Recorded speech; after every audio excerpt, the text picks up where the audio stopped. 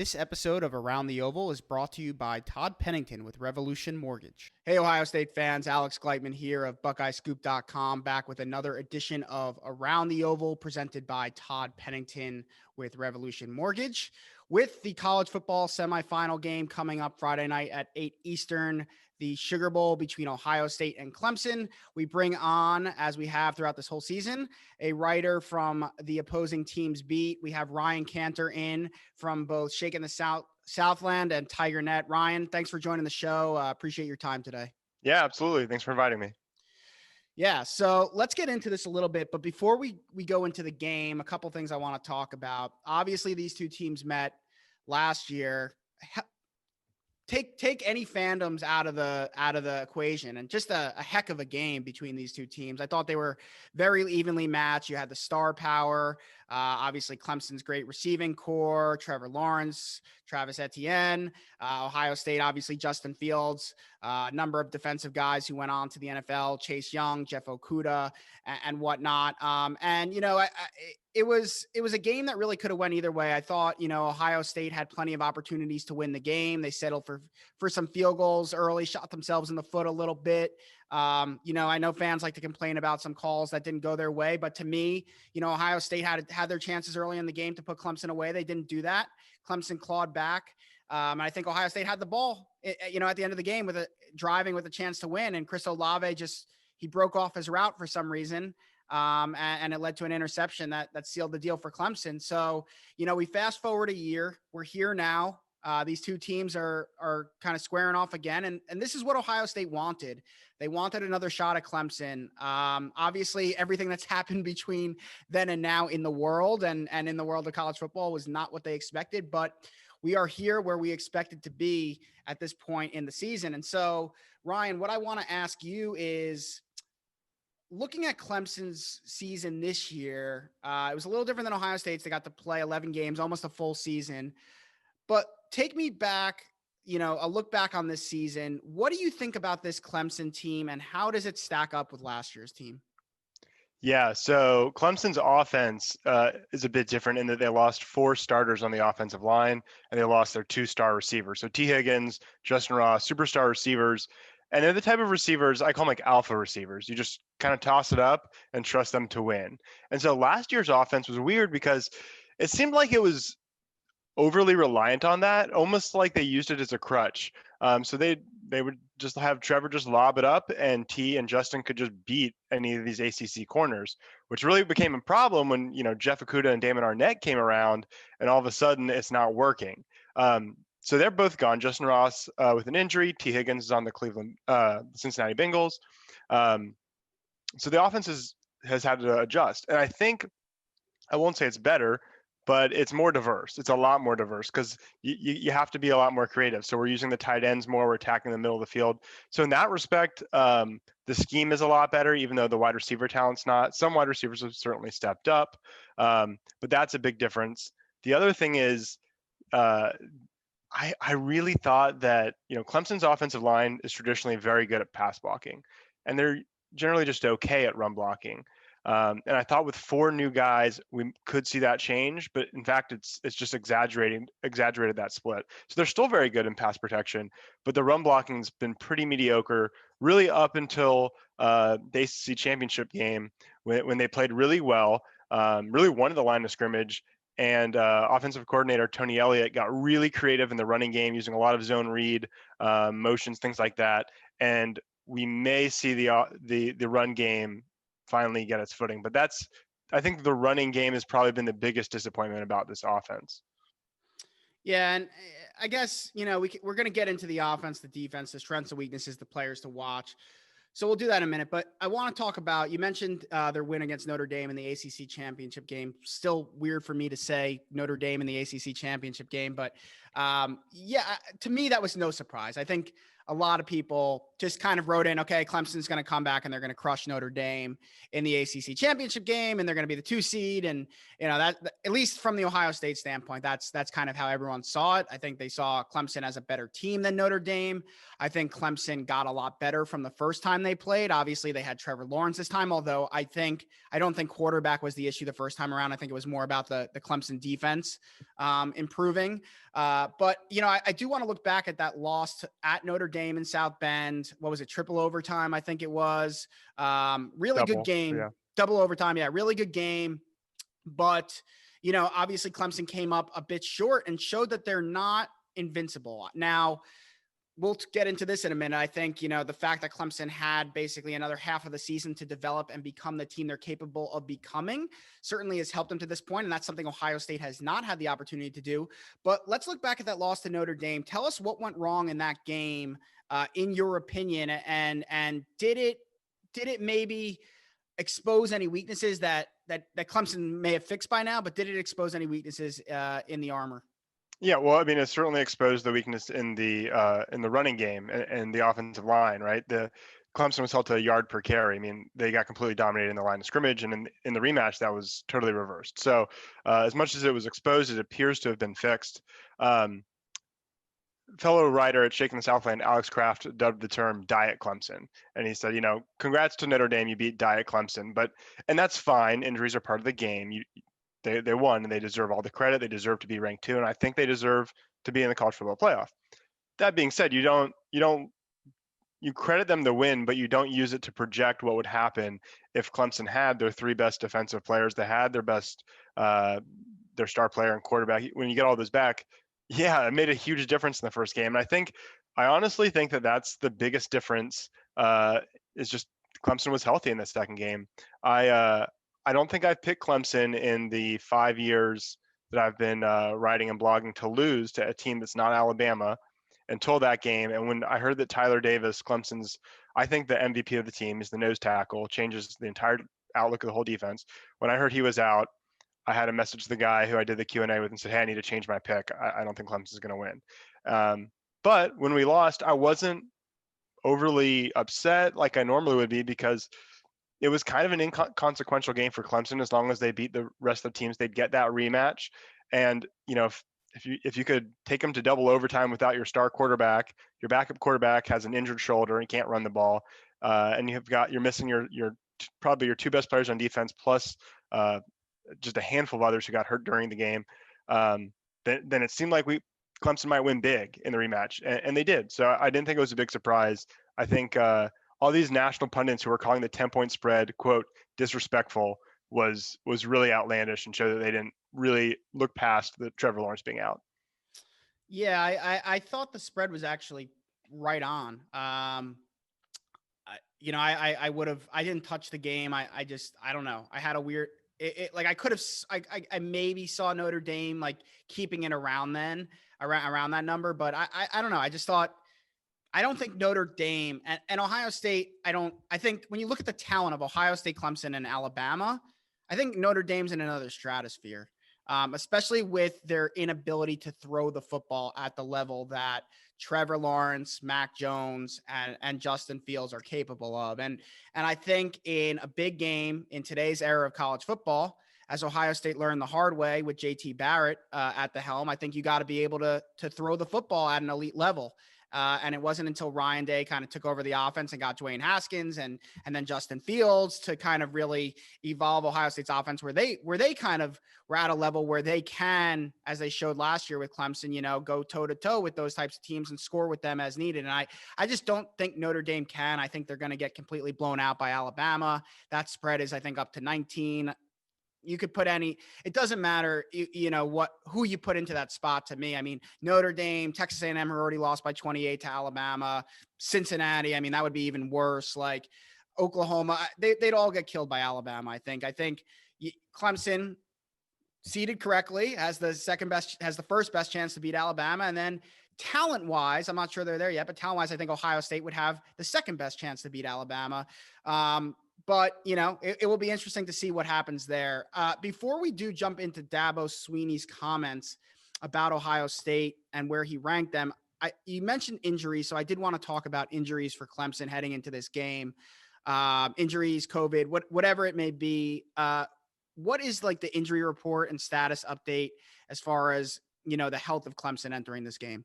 Yeah, so the two guys on defense that were out for that first Notre Dame game were James Skalski, the middle linebacker, and Tyler Davis, the nose tackle. Both were back and excellent and made a huge difference.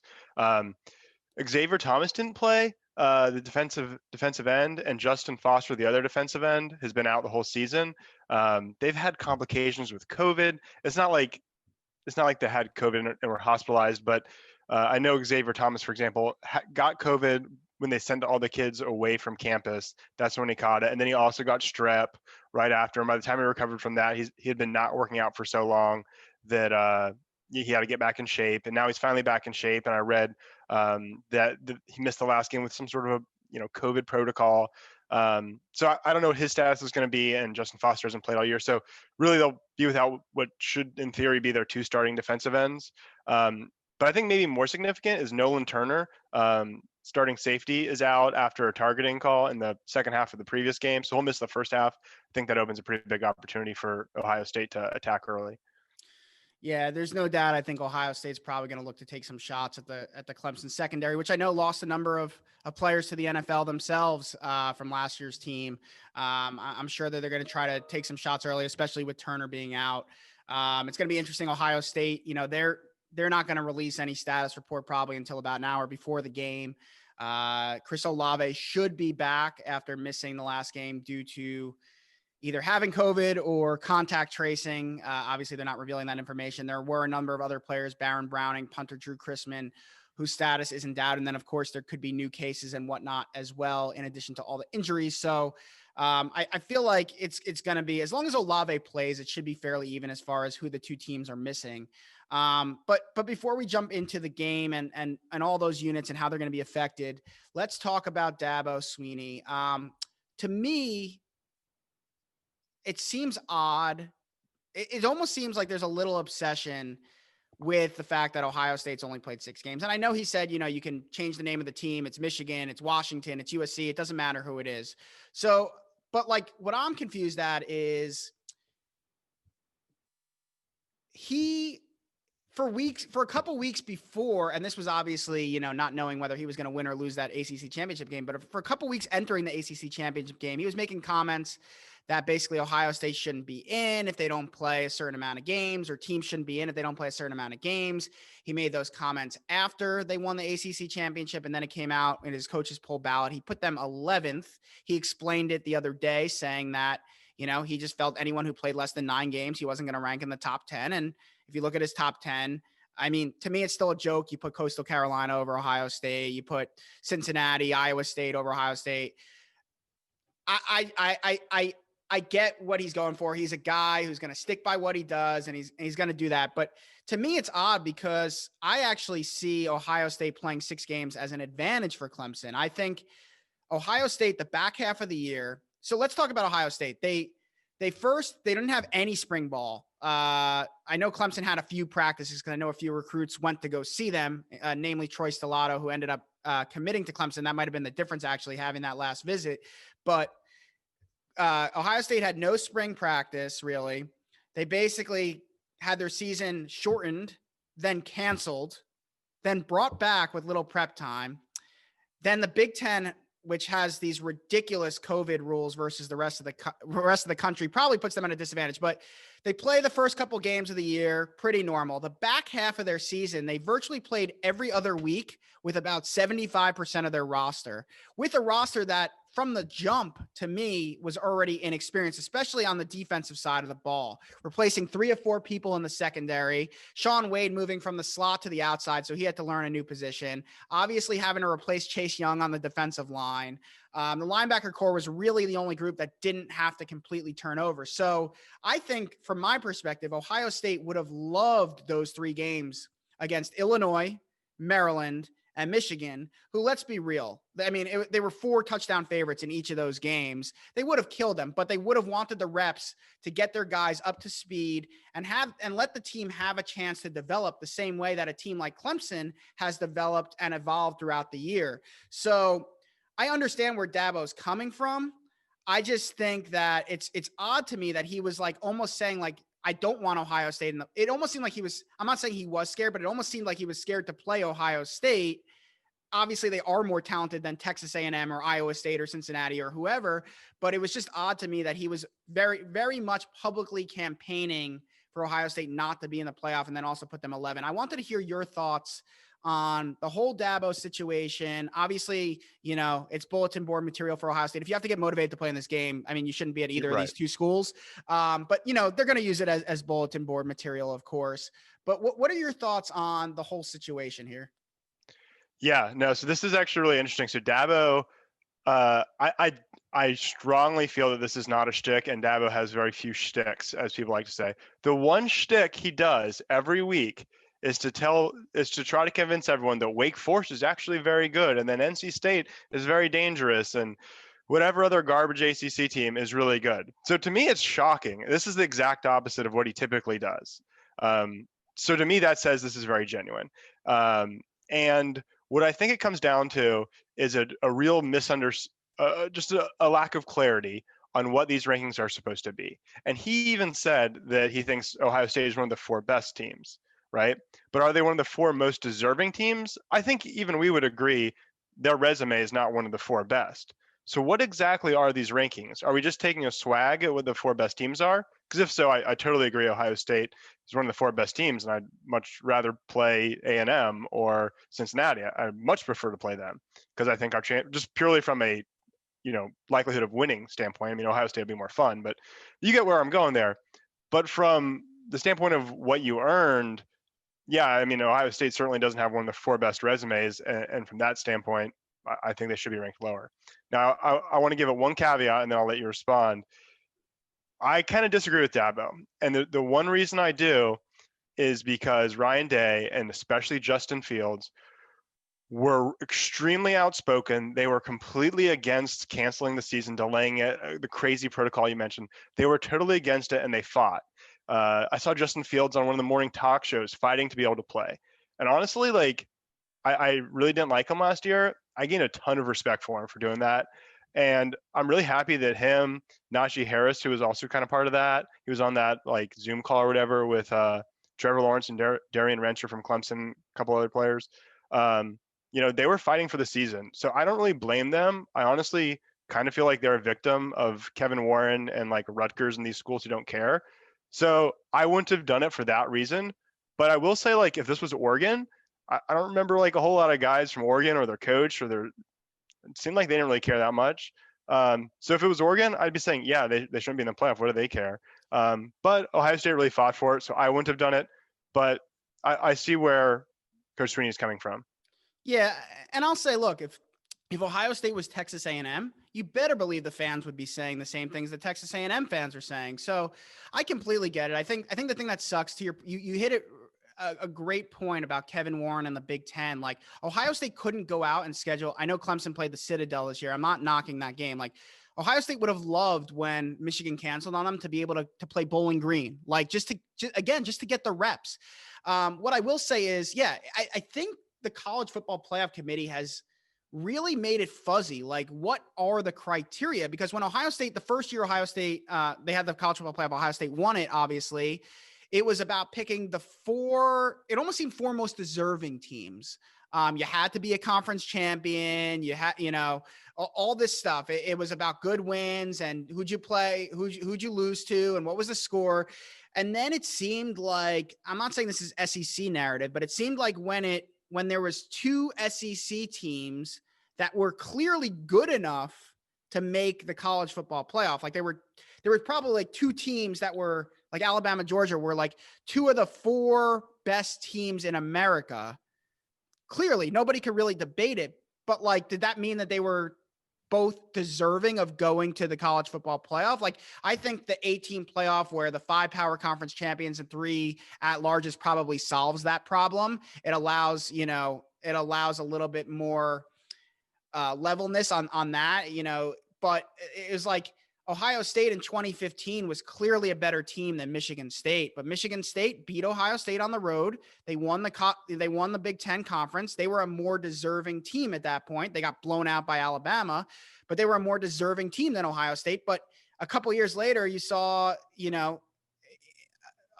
even a year later, you saw Ohio State go to the playoff against Clemson when they didn't win the conference. And so I don't know. It's just, it's really confusing. And so like, I would say to you, and I want to move on to the game, but like, I would say like, I know they didn't play them, so that's the argument, but like, would it really have mattered if Ohio State lined up against Michigan, Illinois, and Maryland and beat them by 28 points apiece? Like, does that really make their resume that much better? Because if they're 9-0, I imagine no one's sitting there saying they don't deserve it.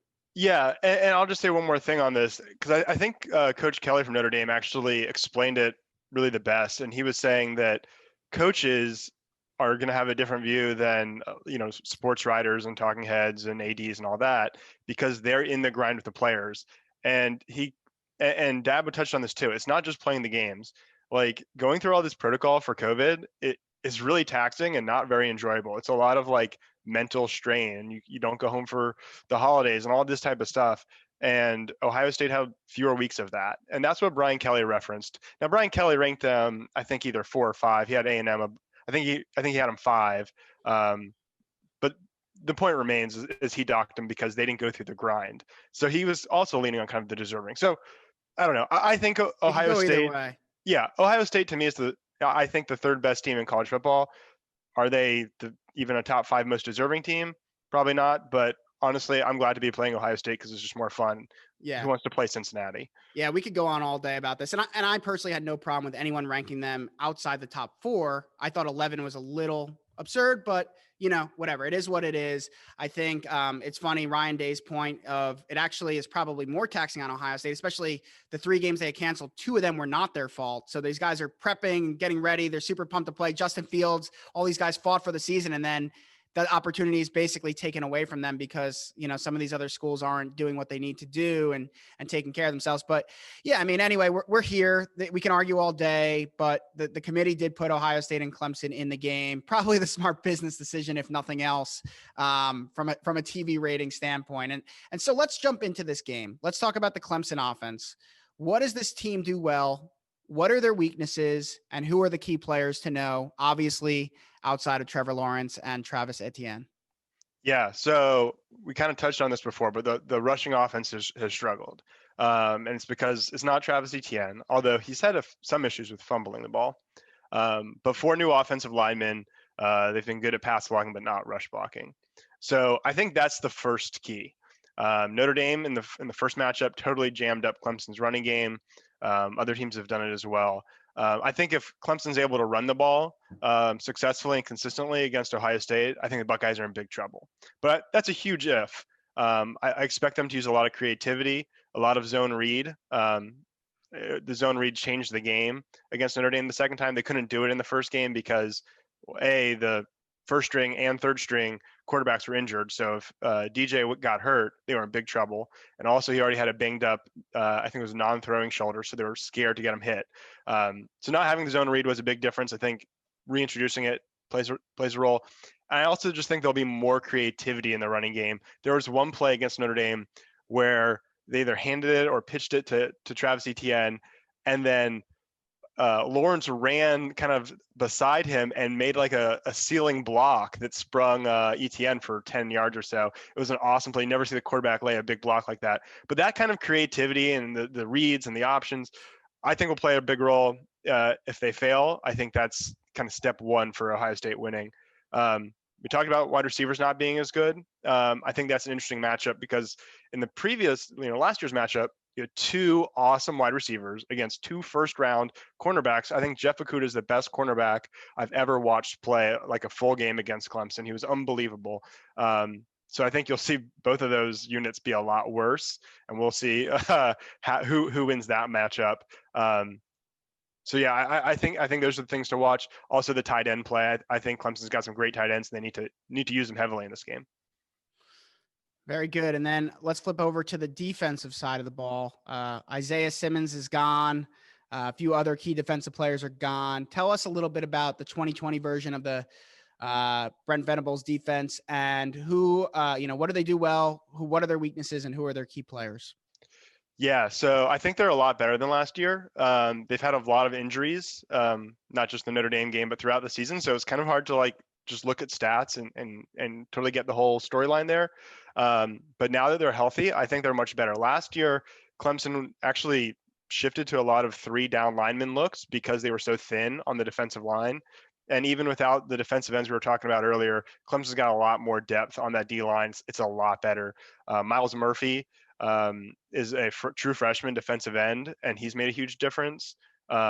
Defensive Rookie of the Year, Brian Bresee, is a defensive tackle, another true freshman, and he's been fantastic. And I think that just brings just a totally different defense with that.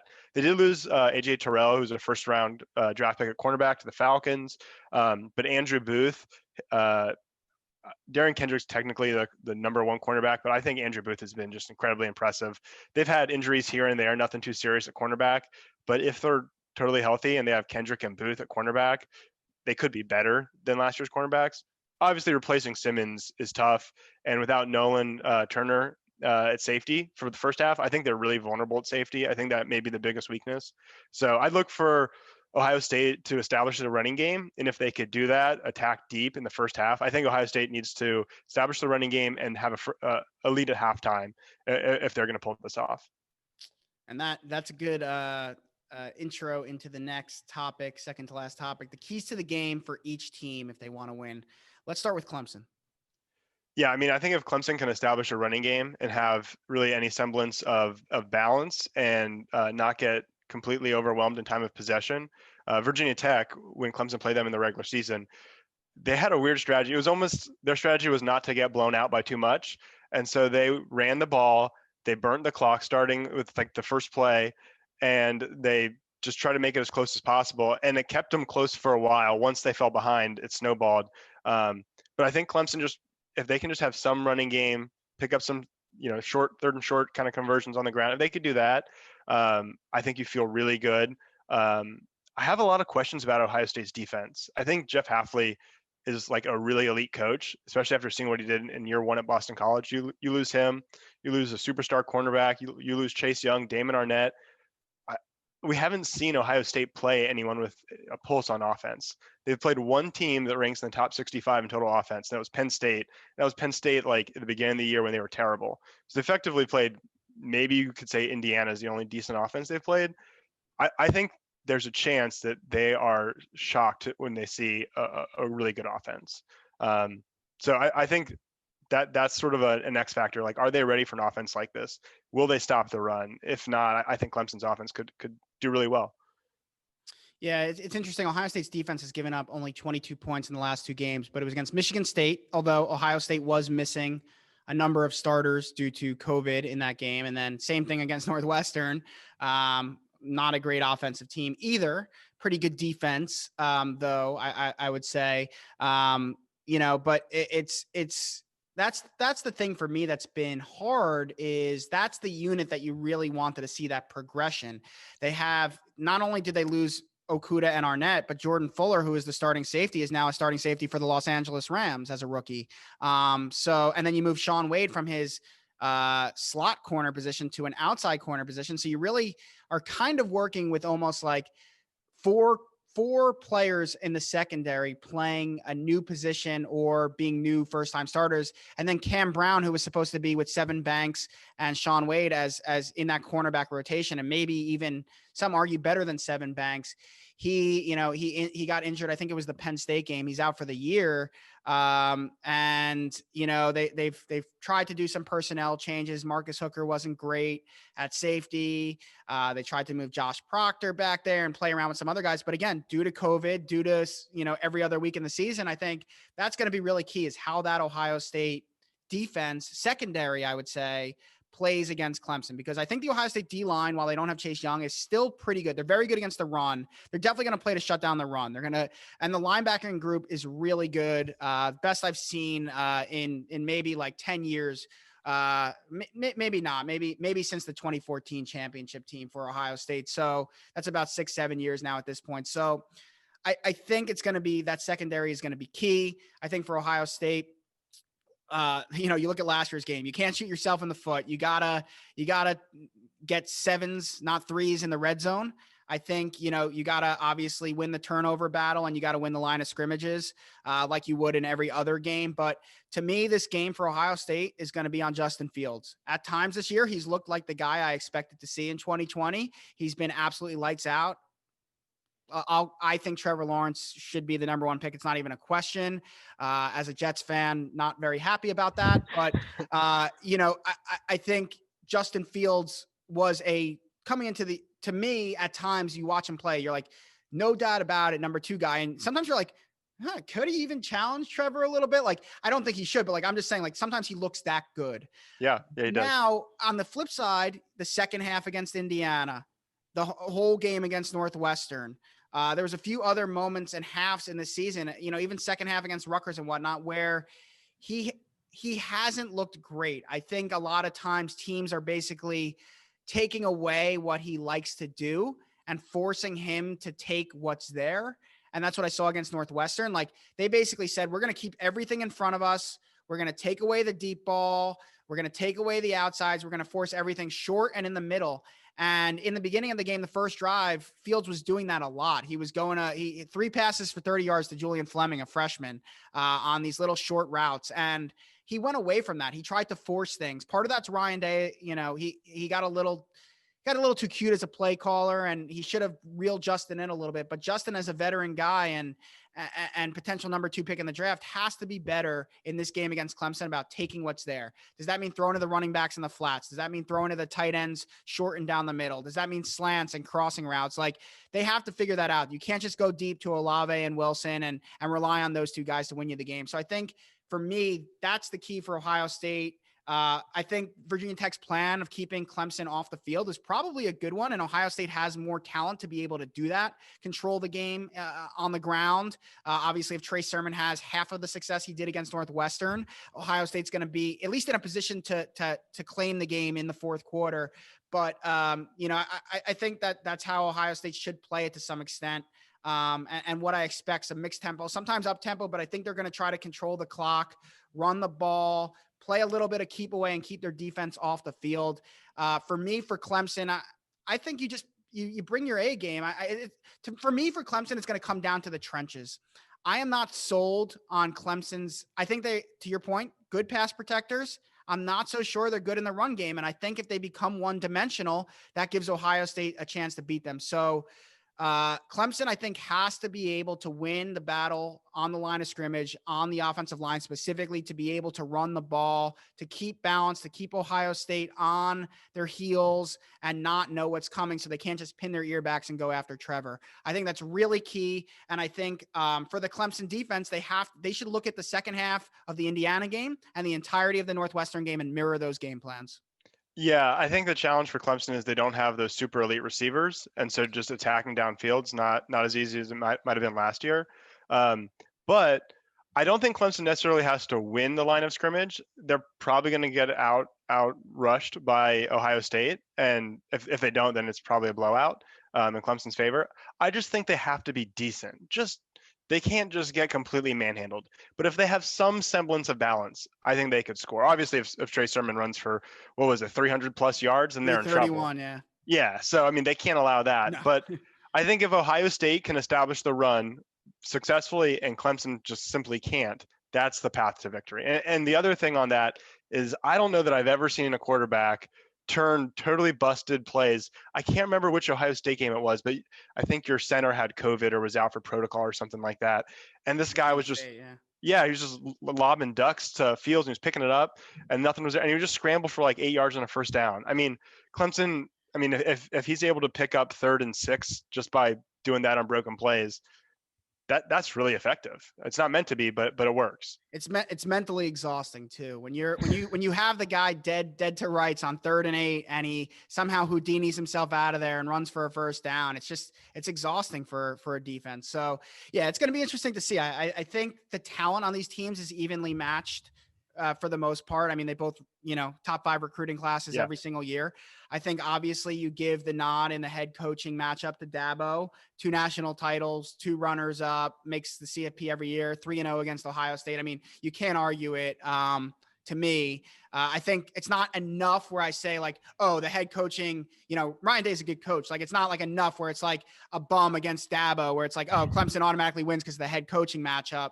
But, I think it's really going to come down to what we just talked about. So with that said, what's your prediction for this game? How does it play out and what's the final score? Yeah, so Vegas has the over-under right around 66.5 or so last I looked, and the spread right around a touchdown. So that means their projection is like 37-30, which feels about right.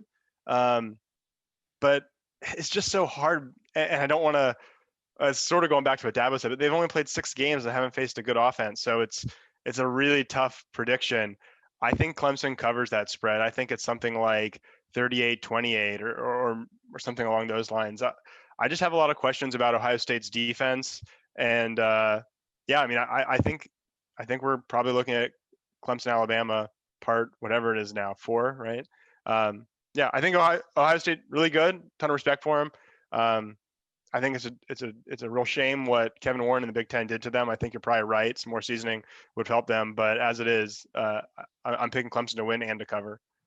Yeah, I'm going to save my prediction for the Buckeye Scoop staff picks. Either it will come out Thursday or maybe Friday morning, depending on when Mark gets those up.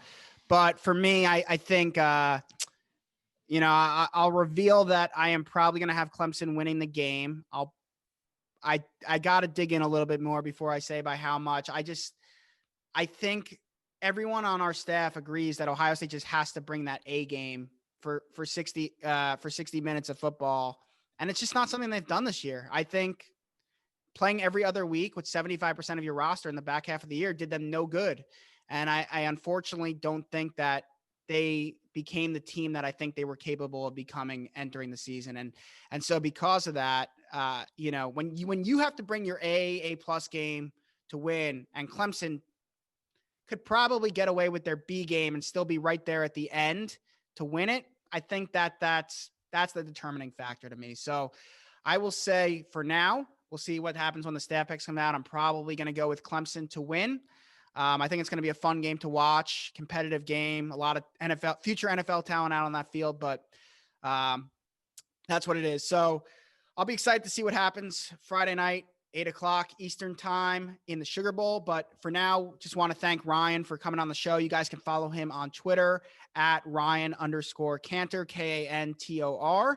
You could also see his work at TigerNet and the affiliate for SB Nation, Shakin the Southland, the Clemson affiliate. So give Ryan a follow. Go check out his stuff. Ryan, thanks again for coming on the show. Yeah, thanks for the invite. It was a good time. This episode of Around the Oval was brought to you by Todd Pennington with Renovation Mortgage. If you've been thinking about refinancing or buying a house, check out our sponsor, Todd Pennington with Renovation Mortgage. They offer low rates for refinancing and home purchase loans, including first-time home buyer programs, down payment assistance, and cash-out home equity loans. Check out revolutionmortgage.com/tpennington.